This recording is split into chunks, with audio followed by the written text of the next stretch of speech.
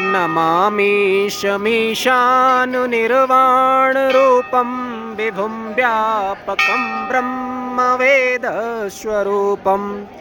निजं निर्गुणं निर्विकल्पं निरीहं चिदाकाशमाकाशवासं भजेऽहम्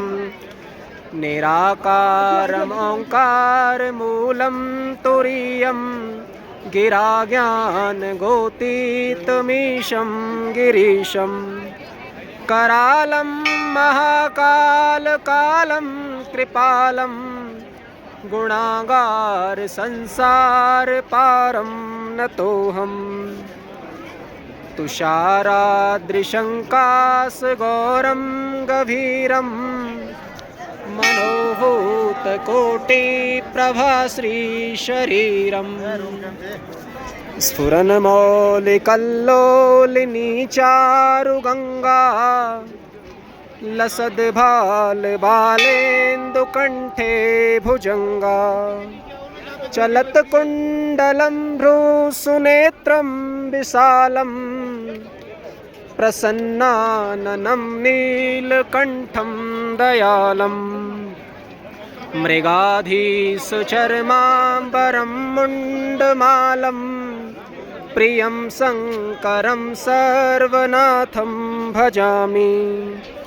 प्रचण्डं प्रकृष्टं प्रगल्भं परेशम् अखण्डम् अजं भानुकोटिप्रकाशम् त्रयशूलनिर्मूलनं शूलपाणिं भजेऽहं भवानीपतिं भावगम्यं कलातीतकल्याणकल्पान्तकारी सदा सज्जनानन्ददाता पुरारी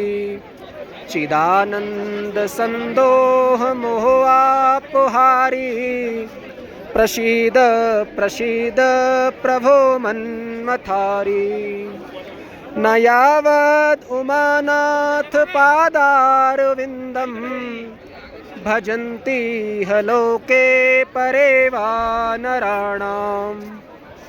न तावत् सुखं शान्ति सन्तापनाशं प्रसीद प्रभो सर्वभूताधिवासं न जानामि योगं जपं नैव पूजां नतोऽहं सदा सर्वदा सम्भुतुभ्यं जराजन्मदुःखोघतातप्यमानं प्रभो पाहि आपन्नमामीश शम्भो रुद्राष्टकमिदं प्रोक्तं विप्रेण हरतोषये